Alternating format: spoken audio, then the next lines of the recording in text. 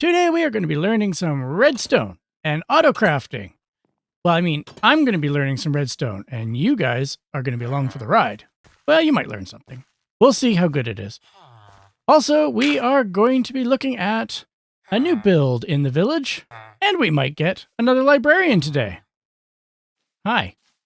Look at these guys. They didn't need any help. We have three farmers. They just went ahead and filled the extra bed all by themselves.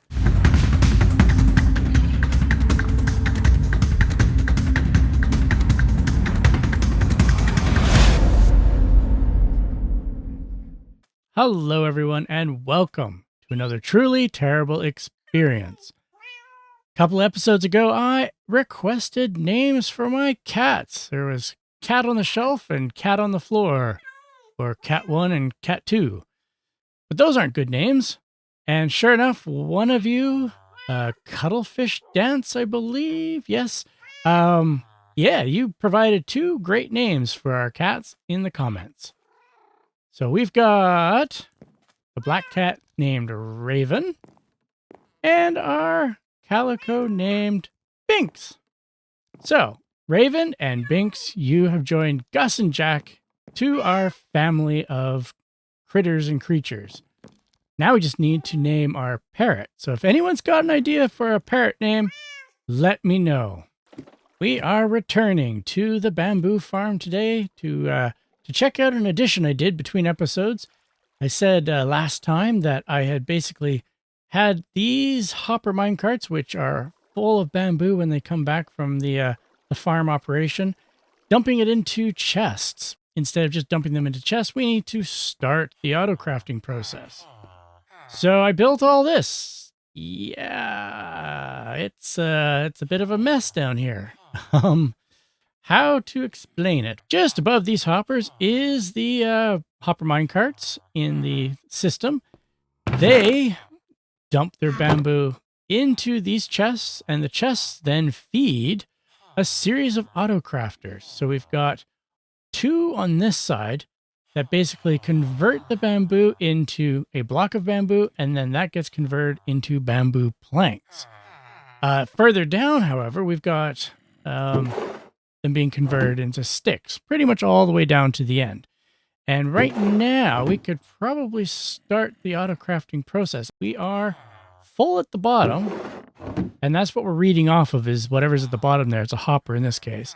And so that has caused this and this piston to go up. Therefore, the signal's not getting through to make any more. And that's the way we're going to control the crafting. However, over here in the sticks department, all the way down, you can see that the piston's extended, allowing the signal to get through to the crafter. And so it is firing away stick after stick after stick. So what has to happen next? Well, we need a way to craft all the bamboo items, and we need a way to get sticks into the system so that we can make the various items with sticks, like fences, fence gates, etc. We are going to take everything from the bamboo farm, which is all this stuff here, and we are going to move it along to another whole project that we are going to work on next. Oh, yes, but before we get to that project, I should kind of show you this edifice. What I realized very quickly was if we're converting most of our bamboo to sticks, we can no longer use it for making chests, which therefore makes all of our hoppers and various other wood products. So I figured we need to make a bit more mangrove to make up for it, since that's probably the quickest way we can get wood at this point. And in order to do that, we need a lot more propagules than I can harvest from these leaves that form over the farm. So I basically cobbled together, oh, there's no cobble in this, but you know what I mean, put together a ridiculous little machine. At the very top is a dispenser, which has bone meal in it from our bone meal farm.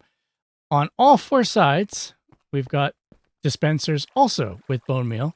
And right between these moss blocks at the top, we have a mangrove leaf block. And then at the very base, right down in here, is a piston which will extend, breaking the propagule And then all chaos breaks loose. But it's a great way to get propagules, which I might as well do now. Oh my goodness. Whew, that just about went off the edge. Yep, this is how we're doing it. Oh boy.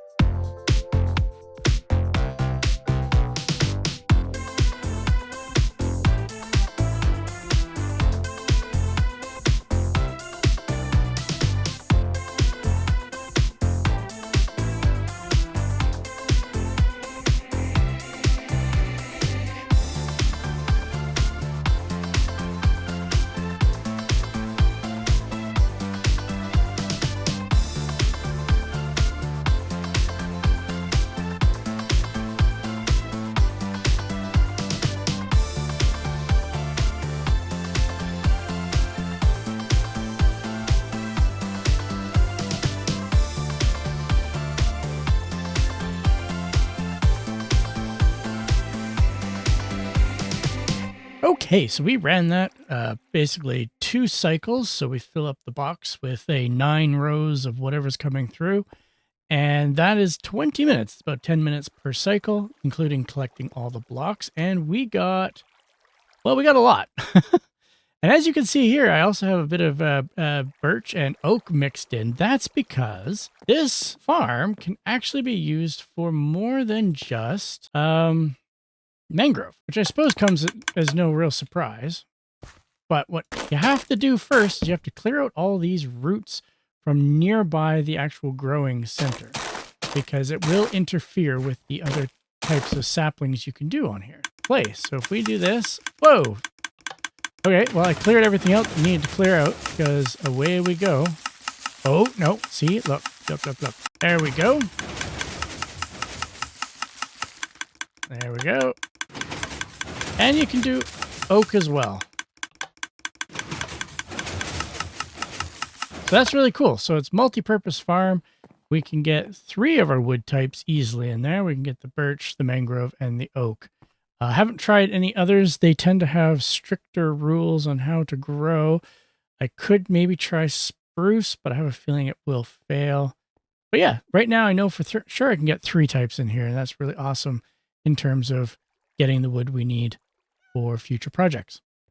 All right, now with more delay, let's get on with the big redstone project of the day. So here is the plan for the cylinder, the great big tube I cut out of our mountain by our village. You can see our mangrove farm up there just above us. We'll probably put in a couple other little farms around it, and then some other things near the top. But the primary focus of this whole project are these little ledges with skulk towers. They represent the location of crafters, auto crafters of all the main materials we'll be using throughout our world and the various builds and projects that we're going to do. For example, I am currently standing on the stone one, whereas down there is a mangrove, and it'll have mangrove fences, mangrove gates, mangrove planks, stairs, signs, everything you could want. Same with the bamboo, same with the oak. This is a huge project, and it will take many, probably weeks in order to get it all done. I am not going to show you the building of all of them. However, today we are going to do the bamboo one because it's a little special. It runs from the bamboo that's coming out of the bamboo farm, and that gets fed directly into the system for this crafting. And the sticks that I mentioned so many times being important are going to ultimately be funneled to all the other wood variants so that they can create signs, fence gates, fences, etc. at their locations. But for today, we are just going to go through the basics, the redstone. I'm going to bumble through the redstone, I think. I've got a plan. I've got it written down on some graph paper here. We're going to do it layer by layer, and I am going to be able to show you at the end exactly what I did and why it works. And hopefully in the future, we're going to get all these other ones built. So here we go. Step 1, dig a hole. That's how we always begin these things. You can see actually the some of the redstone sticking out at the top here. That's from the bamboo farm, actually, down where we were just looking at the processing area of the bamboo farm. So that's why I built it where it is. It's close to this niche that we're about to build. And yeah, they'll all get connected nicely together. Step 2, we have ourselves a floor. The only part that we're actually going to see is this mangrove. This is the stripped mangrove wood and the skulk. And then the rest is going to be a facade over top that, hiding all the redstone that we're going to build in the middle. I'm using polished andesite for my base for the redstone.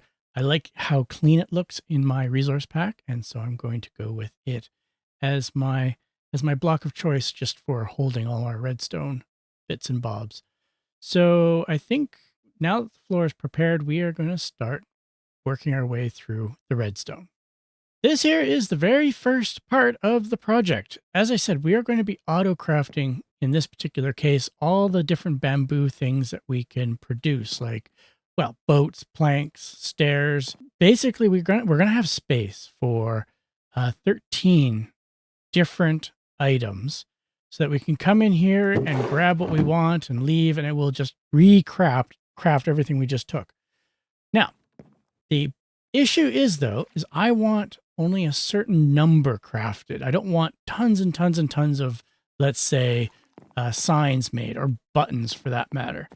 Just a little bit. So these barrels here represent the 7 items that will be produced the most.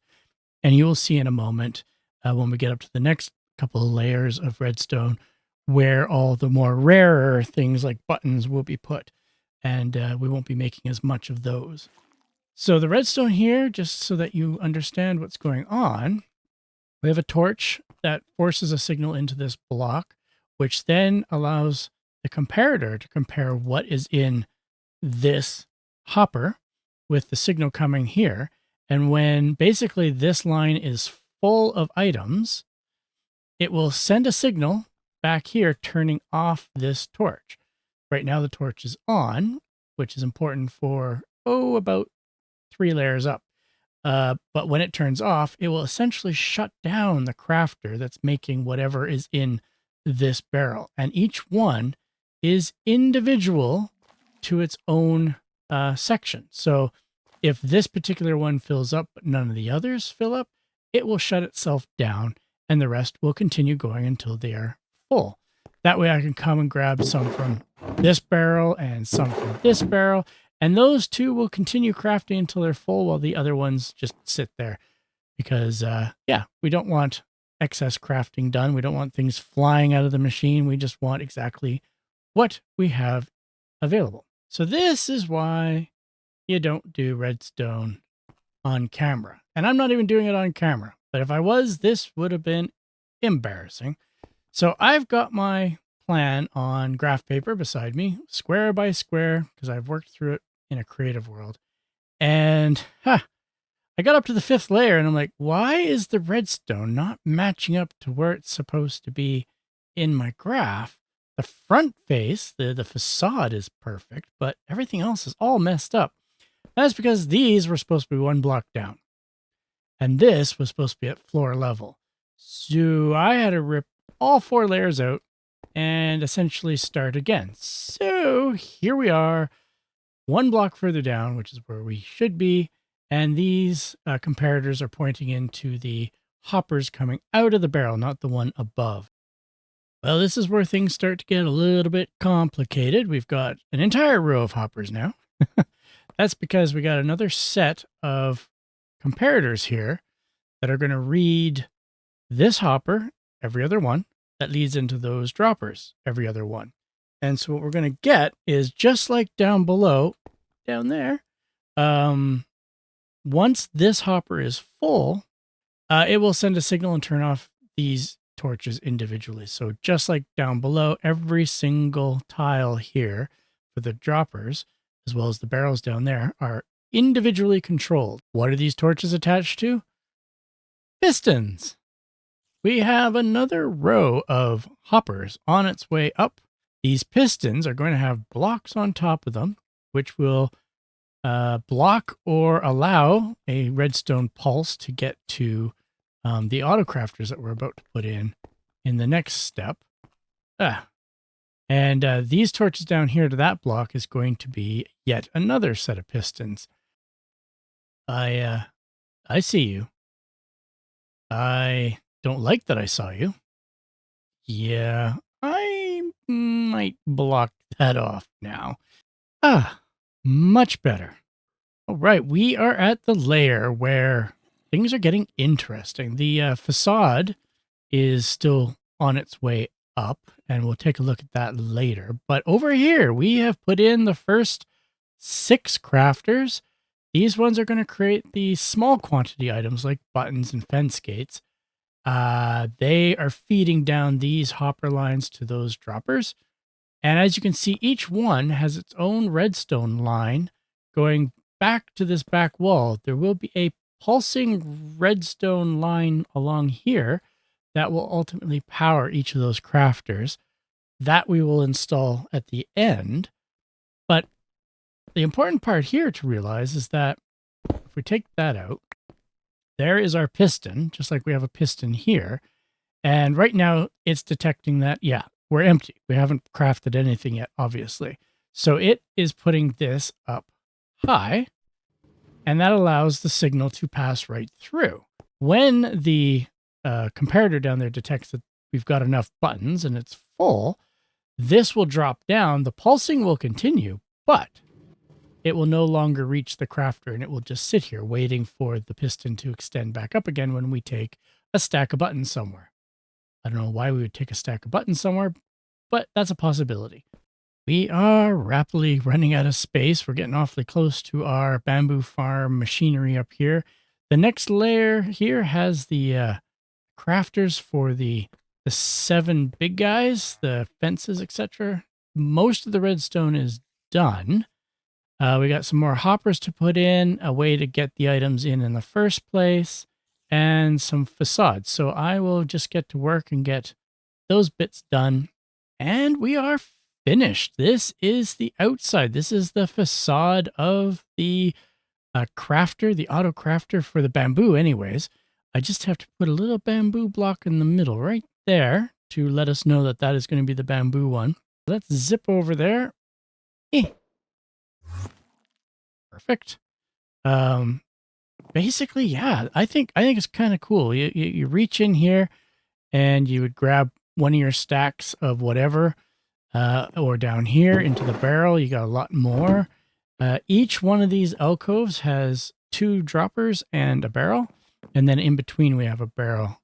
We're pretty much done, which is fantastic. Oh, right, and these lights, I forgot to mention. There are redstone blocks just behind there attached to pistons, and when the system backs up with raw materials, the bamboo planks in this case, there are comparators that will measure at each of the points how far backed up we are. So if this light is on, we know we're completely full, and we can pretty much take whatever we want without any problems. If this light's the only one that's on, we probably shouldn't take from these ones because we're still in the process of crafting all of these items. So it's just a way to keep an eye on our levels, especially if we don't add raw materials. Well, that won't be the case with the bamboo because the raw materials will probably be always streaming in. But definitely for some of these other ones like diorite and andesite and, well, clay as well, those will be slow to be loaded by me manually. We're going to build a room for that later. But yeah, we need to be able to be sure that we shouldn't be taking from somewhere if there's nothing to actually refill it.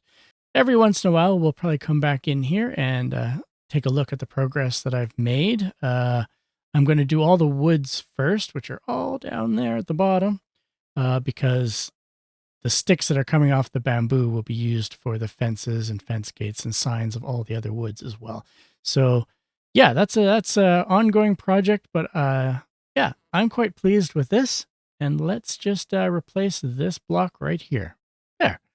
Now we know it is bamboo.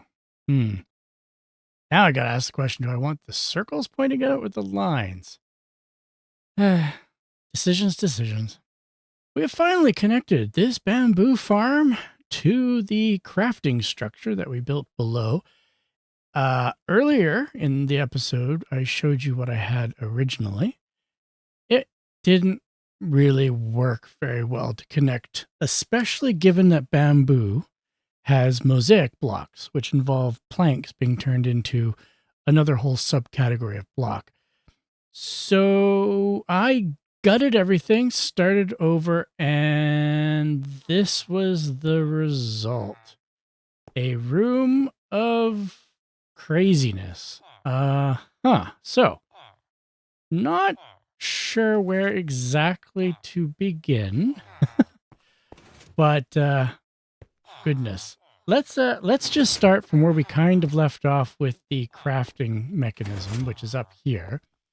So there's the facade, at least the back side of the facade. Oh, you can see now that right there and here are pushing those pistons and the redstone block down in front of the redstone lamp in the front, basically telling me that we are full of planks. Yep. In fact, we are got so many planks that we are backed up right to here, which is actually where we're testing to see how full the system is. So if we go up here, this is the very top. So we're connected to, oh boy, maybe I should show that first. There's so many pieces. This whole contraption will ultimately be all the way down at the bottom of the world. And the only thing that'll be up here is a flashing torch, probably part of a torch tower that connects all of the different crafting complexes that we're going to build these guys in each of the different spots. And that will be basically controlling a line of redstone. So pretend for now that this is just boiled down to a single torch, but we had to build it in order to make sure this works. The pulse that it generates will mainly, the purpose for it is to pulse this line of redstone. This line of redstone, as you saw from the earlier building of this, runs all these different crafters at a very specific rate. The rate being allowing at least 9 blocks to go into a crafter before it fires again. So this other line, which is coming off the exact same pulse, we haven't got it all hooked up yet because we're not full yet, goes to an observer here and an observer here that basically doubles the signal speed. As you can see, when it turns on, it pulses, and when it turns off, it pulses again. And up here is where the pulse goes to get the crafters going at the top. Now, these ones here, these first 3, represent our planks. That's the ones that have filled in all the way down there. And right here, and here, and here are pistons with blocks that if we go down again to this level, when this is full, it powers these all off. And so that drops the piston, that drops the block, and now the pulse from our heartbeat can no longer get through to craft anything more. So we've basically shut down planks because we've got enough. However, what we don't have enough of is this guy. And I will try to explain this one and why this keeps going up and down. But that will be last because over here is our sticks. So this is where we create the sticks. Again, sticks being very important, not just for the bamboo, but for, in fact, all of the wood-related things. The sticks get crafted, and they basically fill up all of these hoppers. And the hoppers come to this little station right here. The idea here is this is like a spigot of sticks connected to the rest of the stick-making machine. So as we have a hopper minecart sit here on the detector rail, it's going to suck out of the system hopper minecart's worth, or 5 stacks of sticks. I'm going to just turn that off for 1 second so I can kind of explain what's going to happen here. The hopper minecart is going to go and dock here in front of that comparator. When it's full, the comparator will recognize it, and it will fire the pistons to cause basically the minecart to shift over to this side, and then the track is going to get shifted back underneath it. And that will cause it to take off around its circuit. Now, the circuit right now is super short because we're basically just going over to there where the stick chest is. But in the future, it will go down to all the other woods to test to see if they need sticks before returning back up here to refill and go on its merry way again. Therefore, we're topping up all of the wood sticks for each pass. And again, the process is going to take a while to fill up the machine, but once it's all full, if I were to take a stack of fences from, say, birch, this cart will be zipping around and it'll be able to refill the sticks in behind to remake all of those birch fences that I took. So over here, it comes around, and so you got to pretend that this journey is going to be replicated at every single one of our wood stations. There's monsters back there. It's a little scary. So we have it fly out of this hole, land on here, zip up to our little spot here where we get our sticks. There's our stick chest. And it's basically a docking station. So if we have sticks in the minecart and it lands here, it's going to turn this off, which means it's going to unpower these rails. However, we don't want it to be stuck here if we're basically full down there. Therefore, when this is full, it sends a signal out as well, right here, which again also powers this same rail.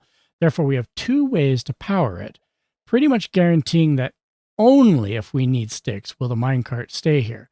When it leaves, it drops down a hole, it zips around the back, and it will go up a... I don't think we can see it all too well, but basically it gets shot into a water column that shoots it back up, drops it off onto some track, and yeah, it just returns here to fill up as needed.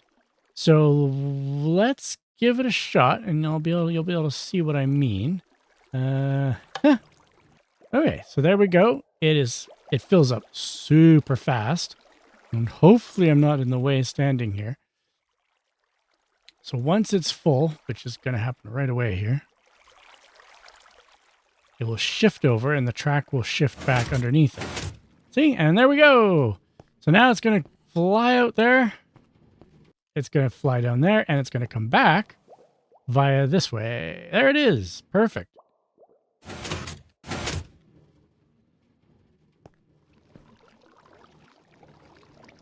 Ta-da! So it works really, really well. So you can imagine instead of dropping down just to there, it's going to drop many, many more blocks down to the next station below and then probably do a lap around the entire cylinder because there's going to be wood stations stationed on all sides. And eventually when it gets to the bottom and it's gone to all the stations, it's going to come up a very long water column and come spinning out here to this station. So this is officially the stick station for the entire cylinder. So bamboo is special. Speaking of bamboo, there goes the flying machine. Bamboo is special because it has a subcategory of mosaic blocks, which requires the creation of slabs into a mosaic block and then mosaic block into stairs and mosaic slabs. So that's a multi-crafting system that has to be regulated because these things, we have 9 bamboo becoming 1 plank, becoming 6 slabs, becoming, there we go, 3 mosaic blocks. So because these are all different, they kind of need to be controlled a little bit different, or we're going to have stuff flying all over the place instead of being properly collected. So what we have, again, I don't know where to stand, so I'm going to go back up top. So what we have here is our standard crafter here, which is just like the other 3, making planks. Those planks end up down here into this crafter that creates the slabs. The slabs come into here, which is turned into the mosaic block. This comparator is the one that is checking how full the system is and putting a check in to make sure that we don't overfill with planks or start making, I guess, pressure plates, which was the other problem. If you have only 3 in there instead of, or 2, sorry, instead of 3, you're going to end up with pressure plates instead of slabs. So we're regulating that by this back and forth mechanism. And we'll see it pop there. Okay, so as the one comes down, the other one comes out, and you basically are controlling, throttling how quickly the planks are getting made and how much are falling into this guy here. What's going on down here? Well, we need to be able to shut the whole thing off because these guys aren't, this guy's not even detecting anything. He's just, as soon as he gets enough slabs, he just makes mosaic blocks. End of story. So we need to shut it off so that this guy down here, the slab maker, isn't producing slabs constantly. So that's what this guy's for. I think I can get across. Here we go. Fail. That guy there is going to control the shutoff of the bamboo and plank production. This one here forces this guy on permanently, which blocks the production of slabs. Because this is basically full, when this gets shut off, both these systems will get shut off simultaneously. And we are detecting this down here at this level, which is a few hoppers up from where we're storing, if I get down here, the mosaic blocks. And the mosaic blocks are going side to side to the mosaic slabs and the mosaic stairs. So we're just letting this guy fill up until we get up to the level of right here. Once that's full, the whole system will have shut off, and I know that I'm ready to start producing all the goodies that are made in the bamboo category. And there we go. You can see the block moved over. We're obviously full at the full point. It is locked, this crafter, so it can no longer make slabs, which therefore backed up this system, which shut off the production of the actual planks. So we are now silent. Every one of these crafters is turned off. We are completely full, and that means we can go ahead and hook this up to the pulsar, the heart of the machine, and we can finally get crafting all of our bamboo goodies. And here we go. First craft. There they are. They're all on. They've all crafted something now. They're refilling. And they craft another one. So we just made 8 stairs. Yeah, I know. I know this process is a little slow, but it's going to be so cool once we actually have the ability to just go grab a stack of stairs from whatever wood we want and just know that it's going to get recrafted in behind, and we'll always have lots of stairs to get. Now, if I go back up here before we go check on the system, you can see that because we've started using things, all these crafters, not the sticks yet, obviously, but all the crafters making planks and making, let's see, make sure that's going, yep, making the mosaic blocks are all functioning again because they have to replenish in behind the system. So let's take a look, see where we're at. All right, you might be familiar from earlier on. This is the bottom of the bamboo crafter, and we're going to just take a look here. The planks we know are completely full, and you can see we are now making stairs in here. Let's wait for the next 4 to come down. 1, 2, 3, 4. Yep, perfect. And we can keep going along because we've got the barrels in the bottom, and we're making boats. I figured the big barrel could fill up with boats because, you know, we don't actually need that many of them. And this is probably going to be our first one to shut off. So we'll get up to the top and take a look at that in a second. What else we got crafting? We got lots of signs coming down. Yeah, we got tons of mosaic blocks. And if we look up here, yeah, we're making the mosaic slabs. So everything's being crafted. Now we just got to get back up to the top and start the sticks moving along.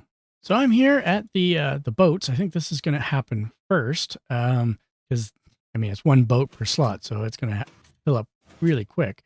And when it fills up and it detects down below, this block should drop, preventing any more boats from being made. So let's just keep our eye on that and make sure it happens the way I expect it to.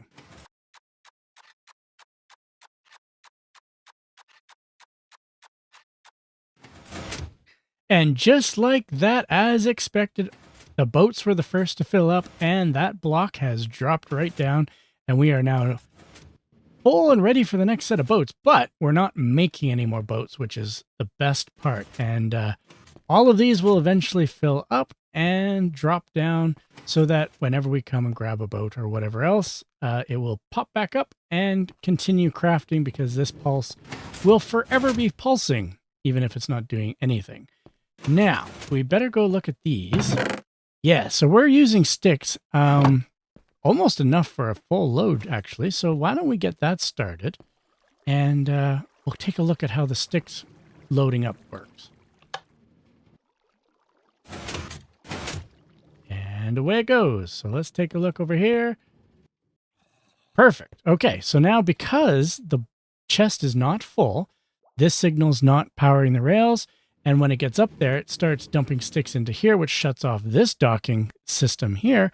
So there's no power to the rails, so it's stuck up there until one of two things happen. It either empties out so that this is empty, or this gets completely full. So we'll see which happens first.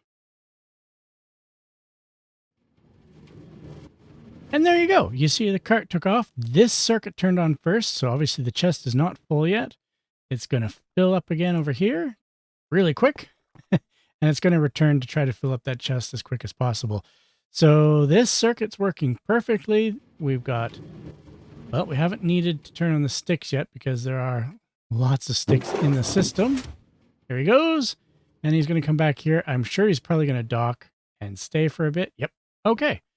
So we have one more thing just to double check, and that is to see how well the systems are keeping up, because I know it's going to drain the system pretty quick of planks. Not too shabby, actually. It is trickling down slowly, as I would expect. What about here? Yeah, no, it looks like, yeah, we've pretty much drained these out, so that's going to be an issue to keep track of. Those are okay there, yeah. So when these drain out, that's going to be a bit of an issue down here. We've got lots of backup, though. But we'll have to keep our eyes on this, because when this empties, then this is going to empty, and that might jeopardize what we're making down here. Yeah, so we'll keep an eye on that. I think otherwise, this is only an issue when we're first filling up. Once we're actually using it in a normal capacity, that won't be a problem. I'm going to head outside to the facade, and we're going to take a look at, yeah, we'll take a look at it there. So we're out here at the facade. All the lights are on, which is, I better be careful. Don't want to jump off the edge here. All the lights are on, which means we are still full of all of our planks. We may see these things shut off here shortly as we're draining the system a little bit quicker than it's intended. But if you come over here, let's take a look. Yeah, see, we're making lots of fence posts already. We've got a ridiculous number of signs. Got the gates. We got, oh, the stairs. That's the mosaic stairs coming in. Well, of course, the mosaic was already full. We knew that. The slabs are full, so that one should be turning off really soon as well. The mosaic slabs will turn off soon. So we're going to have a bunch turning off here really quickly, which will save on resources. Wow, look at all this stuff. And that's our boats, of course. Up here, we got the doors, and over here, we got the ridiculous buttons. Yeah, I know that it's a lot of stupid buttons. I'm never going to use that many. Well, maybe for decoration. You never know. You never know. So we've got pretty much everything, and of course, we know the planks are completely full.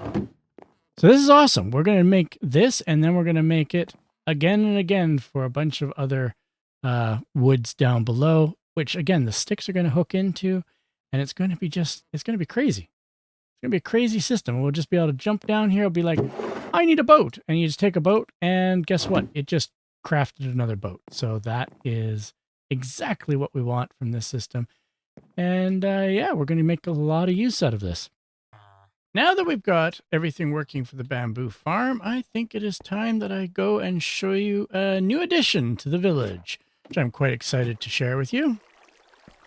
Oh, geez. Oh, geez. Oh, geez. Oh, geez. Oh, my. What is going on? How can they don't blow up through glass, right? What? You can climb ladders? Ow, ow, ow, ow, what's going on? Ouch!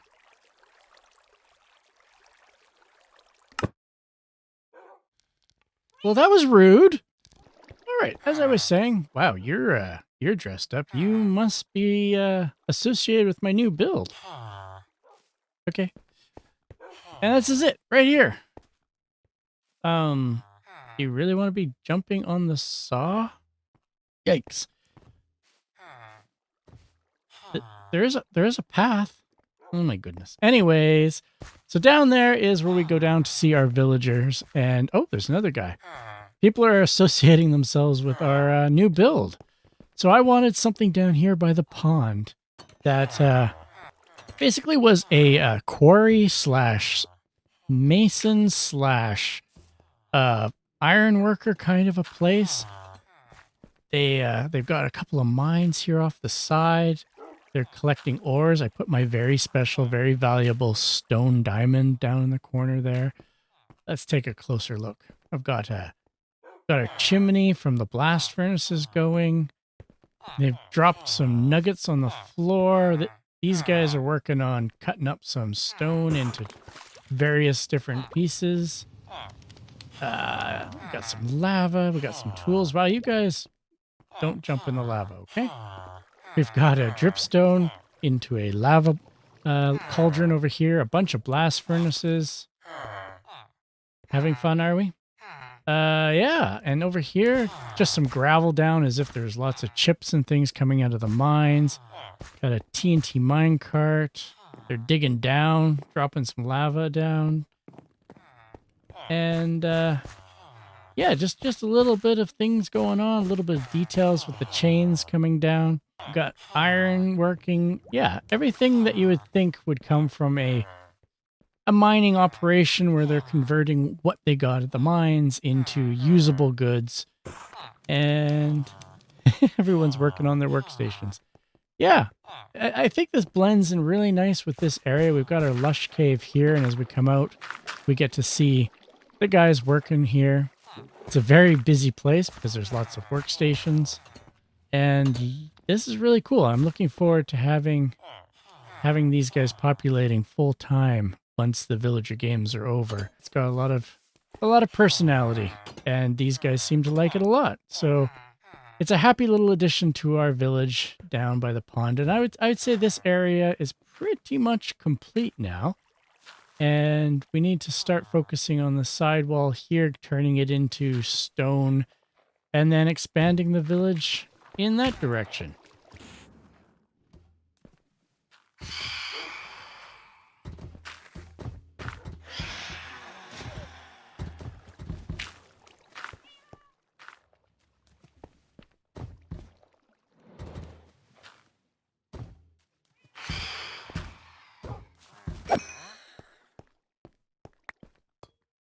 All right, quickly, we should check. I've been working in the cylinder for a long time. I don't even want to know how many fireballs have come out. Let's take a look at our villagers. Oh, everyone. Cool, everyone's still here. That's fantastic. I was a little concerned that we were going to lose a whole bunch because I was working a lot. Oh.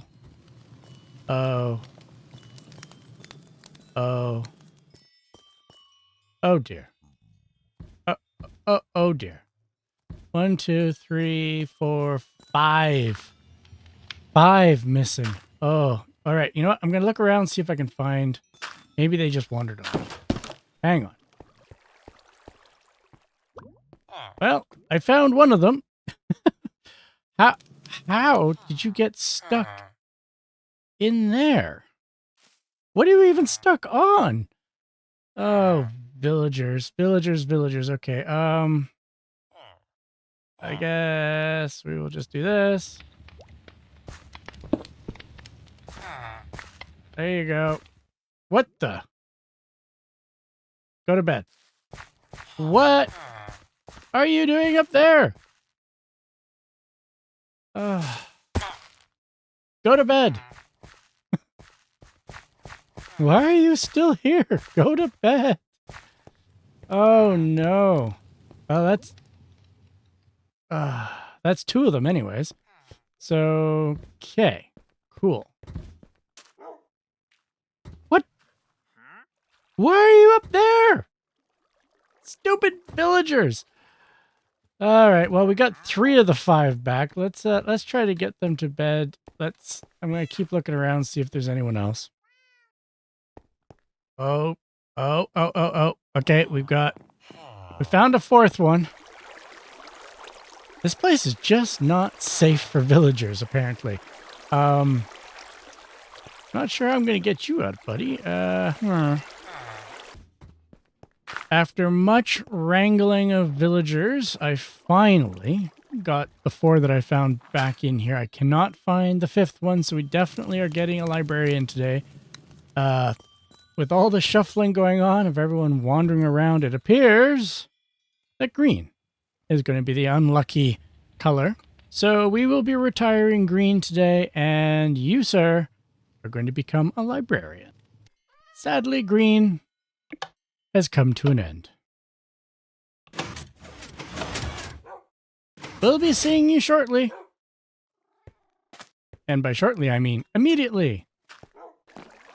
Okay, we are going to get Unbreaking 3 from you, so I hope you cooperate. There it is! There it is! Oh my god, oh my god, oh my god, oh my god, oh my god. 694 trades. And we finally got Unbreaking 3. Woo, you took forever. Okay, I'm exhausted. I'm leaving. Okay, so that was a serious test of will against my foe, the librarian. He, at a certain point, I couldn't stop. I went past Feather Falling 4 at least 3 times, Sharpness 5 at least twice, Aquafinity, many others in duplicate and triplicate and quadruplicate to get to this one. I started to think that maybe Unbreaking 3 wasn't even a book that these guys sold. But eventually, after many minutes of back and forth, we got it. We got our Unbreaking. Phew. Let's get this guy in position. My goodness. One more stubborn librarian to our collection. So that was a big episode. We covered a lot of ground. I felt it was really important to explain the redstone of our crafting cylinder. It's going to play a big part in this whole series and a big part of our whole world. And I hope you enjoyed all the explaining that I did for the redstone. I know I like seeing a lot of the behind the scenes for these kinds of projects. But for now, I will say goodbye, and we will see each other again real soon. Bye-bye for now.